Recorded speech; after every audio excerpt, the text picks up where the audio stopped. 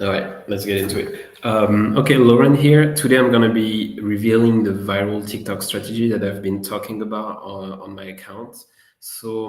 Yeah, I mean, this strategy really changed everything for me in my app. I started playing around with it, I think, around the end of last year, so 2024. Within the first 15 days, I went from 2K users, which, wasn't much, to 105K. And within 2 months of using that strategy, I generated over 380K downloads, mostly coming from iOS. So yeah, it was quite a crazy change for us. The batch of creators that I had was actually really small during those 2 months. I only had 6 creators in total, and they generated around 45 million views on TikTok, and then a couple of millions on Instagram. But it was mainly coming from TikTok. One of the video actually reached 10 million views. You can see in the screen on the bottom right, and then many more actually reach 1 million views. I'm currently scaling that TikTok viral strategy, but yeah, I cannot really talk more about it for now. So I believe that the viral TikTok strategy is really the way to grow your app in 2025. I think it's much more interesting than ads and other ways. And the reason why is because of the cost. So to give you some numbers, I think it's very important. During this first 2 months, when I had only 6 creators, I was averaging around 40K downloads per week, and we were only spending $1K per week. So it's very little. At the end, the cost per download was a bit above 2 cents, which is really insane because when you're running ads for an app, you usually pay between $1 or $2, sometimes even more, depending on the niche that you're in. So that's basically a decrease of 98% in cost to download. Something I really want to touch upon is that actually the traffic was really good. 70% of the downloads are coming from iOS and 30% from Android. The first country of people downloading the app is the US. Then you have Germany, Italy, France, and then a couple of European countries. So the conclusion is that the TikTok viral strategy is I believe, a huge opportunity. You can outcompete anyone within your niche, and you can also achieve a massive scale. And the reason why is because TikTok is so big. There's so many people every day who are consuming content, so you can really grow there for years and years. Okay. Yeah, so before I diving into the method, please, if you could just like, comment, quote tweet, retweet, whatever. It took me really months to figure out this playbook. It's something that is completely new. You're not going to hear a lot of people talking about it because they haven't done it like I did. So yeah, I'm giving it for free. So yeah, I would love if you could give some value back by just liking, comment, and all of that. That would mean a lot to me. So thanks. And yeah, before we go in, just who am I? So my name is Laurent. I'm the founder of Focus3. So we raised around 2.5 millions early last year. We have 12 employees working. So it's a mobile app that helps students stay productive. We're helping 500 million students in the world. And yeah, something very important also is that the TikTok viral strategy that I'm going to be talking about can be applied in any niche of consumers, but I also believe you could use some part of it for B2B. Yeah, if you want to use the app, you can get it for free. It's on iOS and Android. Okay, before we dive into the method, you need to understand the context, and you need to really change the way you're looking at social media. So when TikTok came out, it was kind of a revolution within social media, and the reason why is because they built, I would say, probably the most addictive algorithm that exists. And if you want to sum up the algorithm, it's very simple. They basically switch from an audience-based algorithm to a content-based algorithm like Instagram back in the days. And so what it means is that TikTok doesn't really care about your followers. They don't really care about your community. What they really care about is how good your content is. And every time you're going to push a new video, they just, it's almost like you're starting from scratch. Obviously, if you warm up the account, it's a bit better, but that's really how it works. Because if I don't know if you remember, but back in the days on Instagram, it was completely different. it will take like years for a creator to build an audience. When you were starting on Instagram, you had basically zero chance to go viral. That's not the case with TikTok. It's completely different. One of the thing also is that if you look at the For You page on TikTok, you will realize that 80% of the people that you see, they are not people that you're following at the moment. So TikTok is always pushing new creators because again, they just think that this video is you're gonna like it, and so they're just gonna push it to you, no matter if you follow or not the creator. The consequence of this is that everyone is trying to copy TikTok. I mean, they just, people are so addicted. They're spending so much time there that, other social have to adjust or they're just going to disappear. That's why you saw Instagram launching the Reels. You also have LinkedIn launching the Shorts. I think it was, like maybe 6 months ago or something. And you also have X now that have their own Shorts on the mobile app. Another consequence is that new TikTok account can go viral in just one video, and also big TikTok account can die very quickly. If you're making the right content from the start, TikTok is gonna reward you. Doesn't matter if you have, if you don't have a lot of followers. And on the other hand, if you have like a lot of followers and everything, and you're starting to make shitty content or content that people don't like, you're just gonna disappear.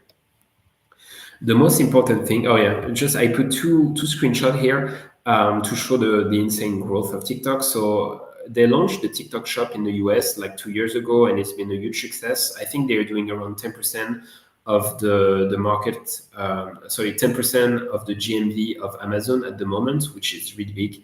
They're starting to compete with Amazon, and Amazon is trying to catch up, but it's very hard. And also you can see here on the bottom right, just the rise of TikTok, which is really crazy. You can see that, they just destroy everyone else. There's only Facebook now that is above them. And the most important thing is that this, kind of content revolution trigger also a shift in influence marketing, but just a very few people realize it. So, every day I talk with creators, agency, app founders, and stuff like that. And I realize that a lot of them, they're still living in the old paradigm, which is, Instagram 2018, as I like to call it. And so the way it works is that, they will look at big influencers. Those are very expensive. They can go all the way, from 2K, 2000 for one post to sometimes 10K, even more.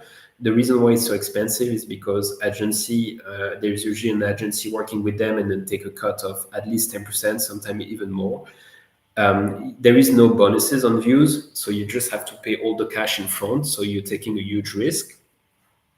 Also, 90% chance of content flops. So especially on TikTok, the thing is that most of those big influencers, they don't really know how to advertise apps or products. Again, they don't have bonuses on views, so they don't really care. They just get the money, and then usually they make kind of a bad video who is gonna flop. You see it on TikTok all the time, like big influencers who are making super top videos, and then they want to do one sponsorship, and then the video just flops, right? And so you basically lost 5K, 10K sometimes. So it's really crazy. It also takes a lot of times to get those deals, usually 2 weeks negotiation. It's very long. You obviously have high expectation and you're doing low volume. Low volume because it's expensive, and high expectation because you're paying, and also, you're spending 2 weeks to negotiate and everything. So you're kind of putting everything in one basket, and it's not a pleasant feeling. The thing that I'm doing is really different. The method, I like to call it Content Factory. Not sure it's the best name, but that's what I came up with. It's quite different. So I pay influencer very cheap, usually $20 per video. I go outside of the US and Europe, right? Because to get video at $20, you just have to.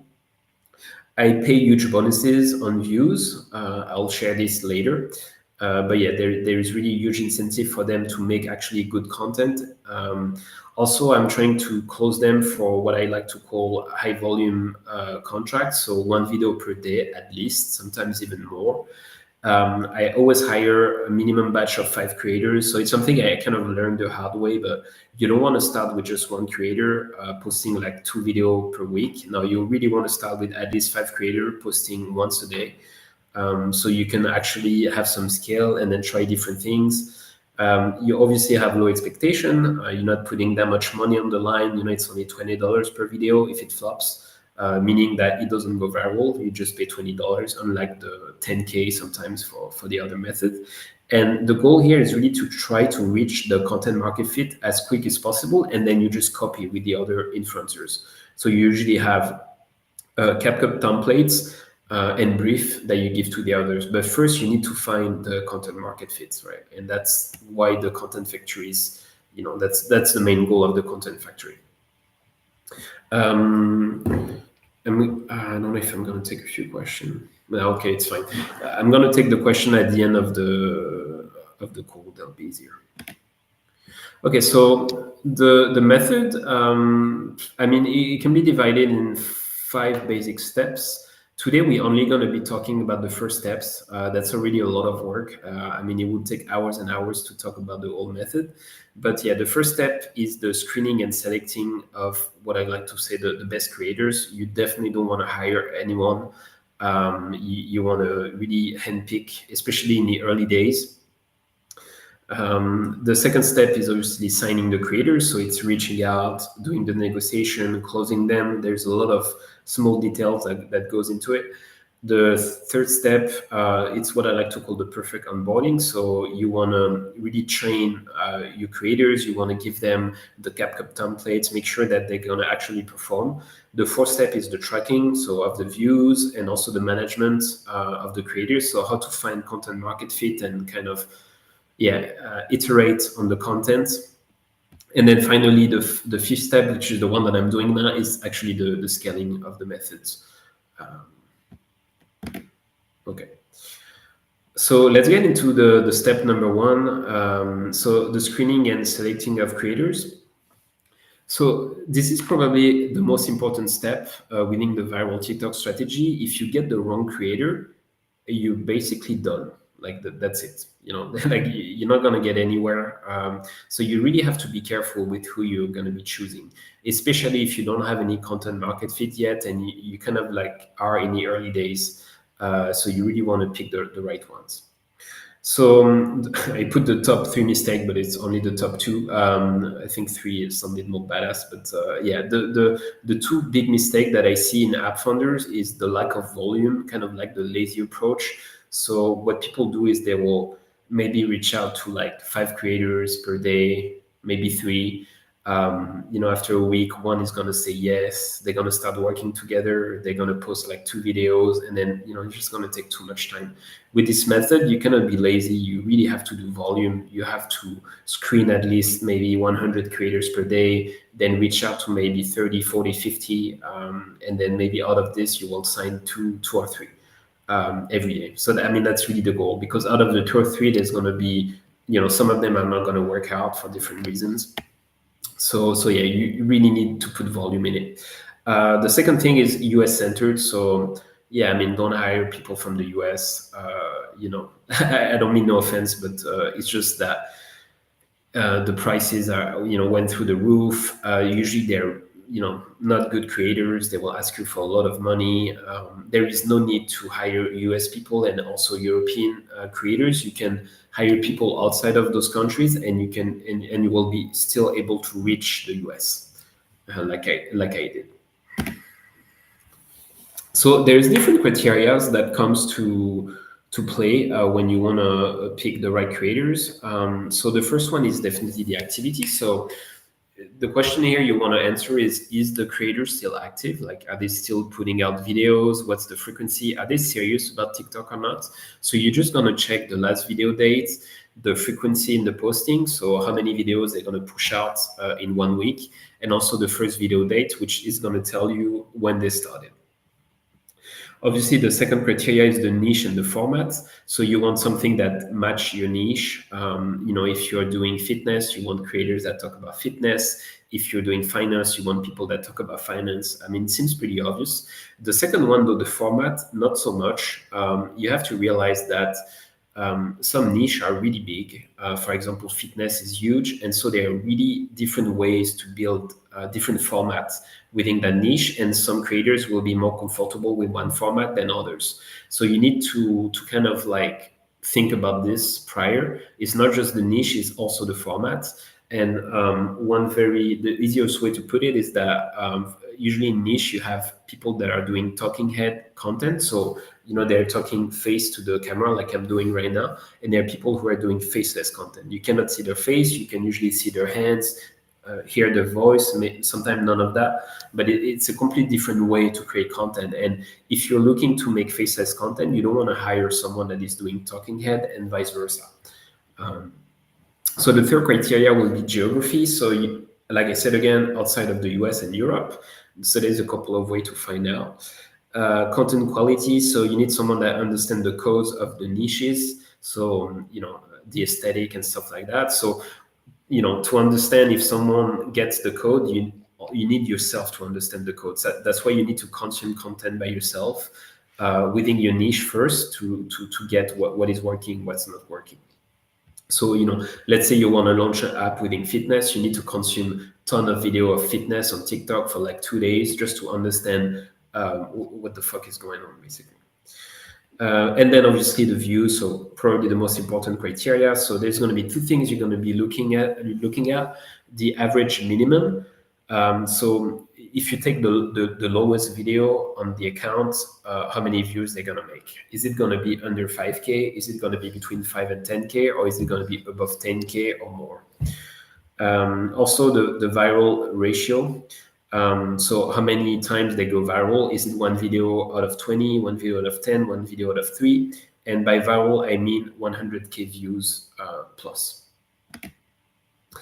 Okay, we're gonna take some real life example. Before I do that, please, I'm sorry to bother you with this, but very important. If you can like, comment, retweet, and everything, that'll be great. Also, that will indicate me that you like this type of format, and so I should keep doing it. Before we diving into the real example, so I have like a huge Google Sheets where I put all the creators that I screen, and so when I'm doing a screening, I'm trying to get an output, which is this one. So I'm either trying to see if the creator is what I call the top potential, good potential, or low potential, right? So I'm going to use all the criteria that I just talked previously, and I'm going to try to figure it out in which category the creator belongs to. So there is a couple of creators that I'm going to show, but it's not loading. 1 second, maybe. Let me do this. Looks like the link is broken. Fuck.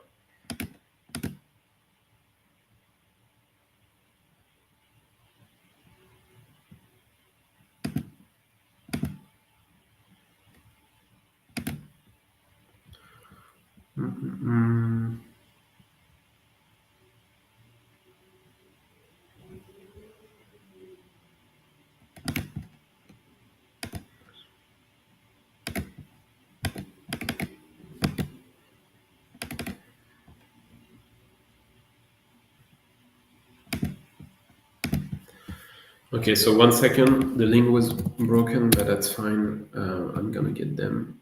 So I'm gonna show a couple of profiles, and I'm gonna basically tell you what I going through in my mind as I'm looking at the profile, and so you kind of better understand the way I'm screening creators, basically. Let me check. Okay, perfect. It's working here. Nice. So let's start with the first one. I'm gonna put it on the screen so you guys can see it. 1 second.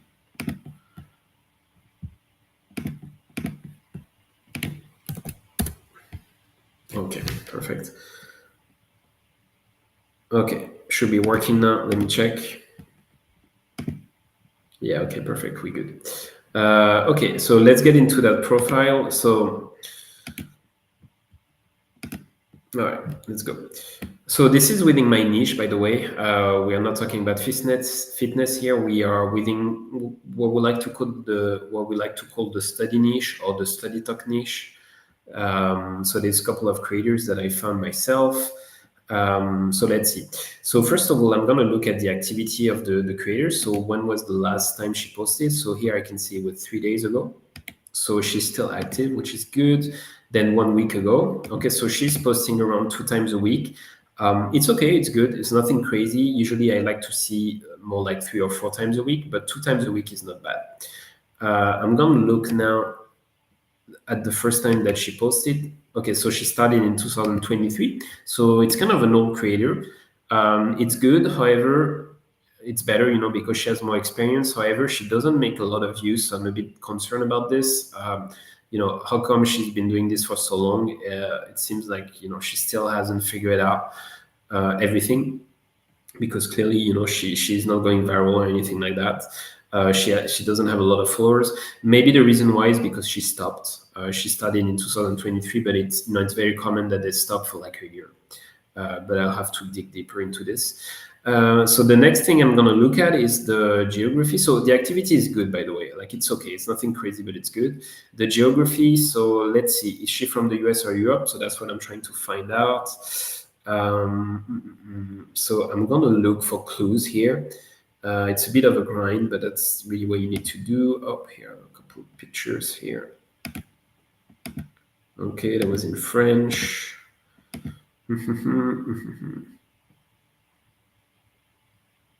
Hard to say. If I had to guess, I would say that she's Asian, probably. A lot of creators in that niche are Asian. It's very popular there. Yeah, I cannot really say on that one. Yeah, okay. So, yeah, I can see she's watching things, content after school. Yeah, I'm not really sure. She has content in English, but she's watching stuff in, I believe, Chinese. So if I had to guess, I'll go for Asian. So outside of the US and outside of Europe. So all good on this. The third criteria that I'm gonna look at, so it's gonna be the kind of like the aesthetic. Does she understand the code? And on this, it's good, definitely very good. You can see like she has a good sense of color, which is very important for that niche. You can see a lot of pinks. Yeah, she definitely understand really well on that part, so that's good. And then the fourth criteria, the most important, obviously, is the views. Um, yeah, so it's not so good. Yeah, so you can see the average low is quite low, 1,600, 2,000, 2,000, 6,000. Okay. So I'll let you maybe 5 seconds to figure it out. So what do you think? Do you think this creator is a low potential, good potential, or top creator? All right, 3 seconds more. I'm scrolling through the video. So again, try to assess the potential. Is it low, good, or top? Okay, I think we had enough. This is obviously a low potential creator. So if you're gonna hire that person, she probably gonna accept the contract that you're doing if you're doing like the $20 per plus bonuses. However, you're kind of taking a gamble, right? Low potential is always a gamble. You've no idea if she's gonna be making good content or not. So yeah, it's a risk. Like it's a real risk to hire a person like that. Okay, let's move on to another profile, and let's try to assess the potential of that one. Okay, so let me pull it out because the links didn't work on the presentation. Okay, perfect. Let's see this one. So we're still in the study niche, which is the one I know the best. So I'm not going to go through all the criteria of activities. I'm just going to show you the profile, and I want you to do the same as before. Try to assess the potential of that creator just by looking at the views. You can also see the aesthetic. I can already tell you she's on geography. We're good. Like she's outside of the US and Europe. So I'm scrolling down. So what do you think? Do you think this is low potential, good potential, or top creator?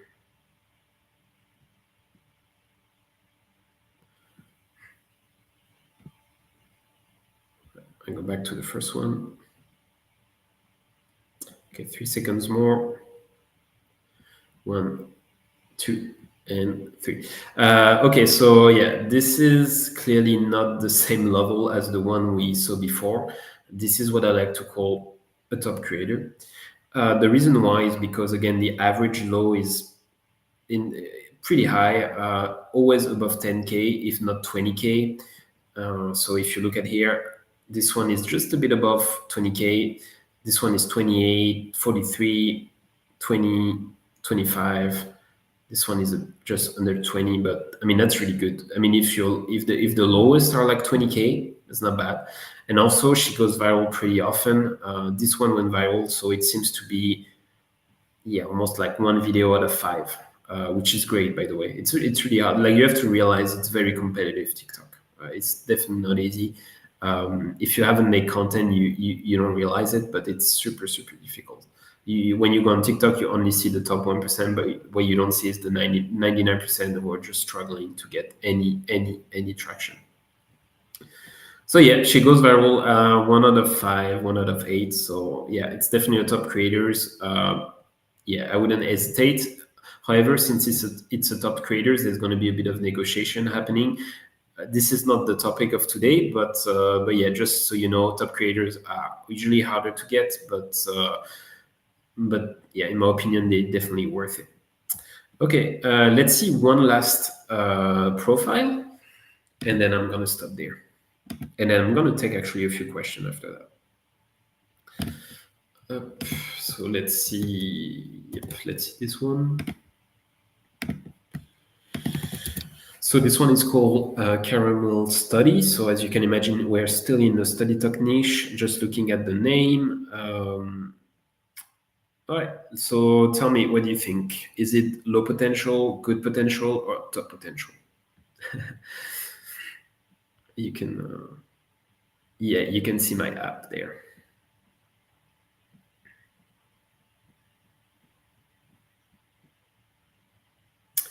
So this creator is, I would say, a good potential. However, I mean, lately she hasn't been doing so much good videos. But initially, if you go back a bit, she had like good potential.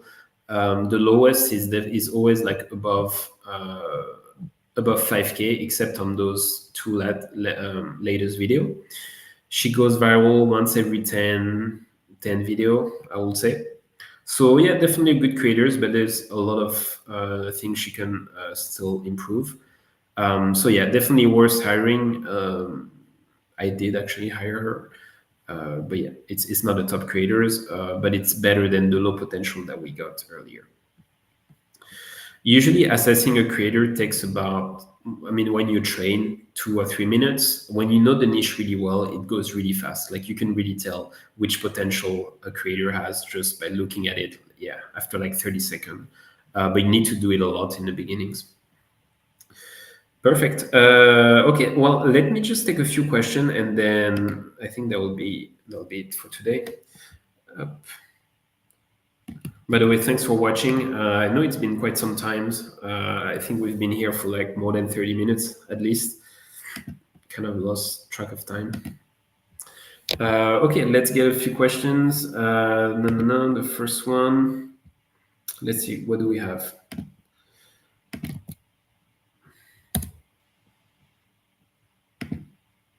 Okay, first one. May I know how do you find creators who are willing to create and post for $20 base pay? So yeah, I mean it's because you're hiring outside of the US and Europe. You have to realize that the country that I'm hiring creators from, usually the average salary or the minimum salary is around $600, $700, sometimes even less. So if they make one video per day, so that's 30 video per month, that's around $600 per month, without the bonuses. So it's a huge opportunity. Usually there are students, they are like 18, 19, 20 years old. So yeah, for them, it's a real deal. But obviously, if you're trying to hire someone, living in New York City, it's not going to work. So you really need to go outside of the US and Europe, and you can still reach the US. Let's see another questions. Okay, that's a good one. So there was one from Samir. I'd like to answer that one. Let me just pull it out up. Okay, so which platform do you use to find influencers? None of them. I do everything out of TikTok. I do not advise people to use platforms. Usually there is a lot of fees, but most importantly, they are not really updated on your niche. And so you're going to miss out on a lot of good creators. So yeah, just cut out the middleman and go directly to TikTok. Okay, let me take, I think, two more questions. Which one? This one is good, from Julia. Let me put it out. So nice strategy. How did you track performance bonus per creator? So it's a kind of a grind, but wasn't the topic of today. But I do track them with Epify. So it's like a website that allow you to scrap videos on any website, including TikTok. And so I have like a Google Sheet, and I basically update all the videos that are being put and created by my set of creators, and then I just scrapped the views, the engagement every day, and so I know how many views they've made. It's a bit of I mean, honestly, it's quite annoying to track, but I haven't seen any SaaS that does it well for me yet. Okay, one last question. What else? Okay, this one was good. Could be useful. So this one's from Sylvan. So did you come up with the first formats for the creators, or was that the creator? So no, it was actually the creator. So when you don't really know what will be working for you, I will advise you to find like a good creators, like the first two creators that you have. You want them to be able to actually experiment. You really have to look at shorts like you're looking at the movie. When you're making a movie, you have different roles. There is like the script writers, the video editor, the producers, etc. And when you're making a shorts, it's the same. Some creators, they can only do video editing, right? But they cannot do script writing. They can only copy from others because they're not very talented for that.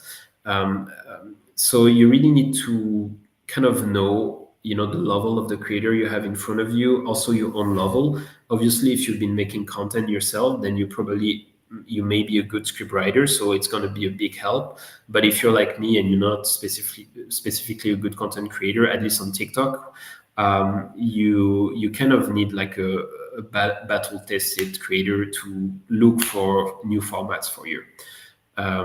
One way to spot them is to look at top creators that already advertise and made video for other apps. So you just go through their accounts, and then you will see they were promoting other apps and they went viral. That's usually a sign that they know what they're doing, and they can just copy what were done with those apps and then put it for you. So you need someone that is in the same niche, of course. Yeah, I guess that was the last question for today. Yeah, thanks a lot for for staying with me. I know it was more than 30 minutes now. It was a pleasure. Again, please, if you can, comment, like, retweet, and all of that, that will be a great help. Also, that will tell me that you just like this format, so we'll keep doing more of those. And if not, I will just go back to the old post like you mostly see on X. Again, thanks a lot for joining. And yeah, feel free to comment. Feel free to ask any question. I'll gladly answer them. Bye bye.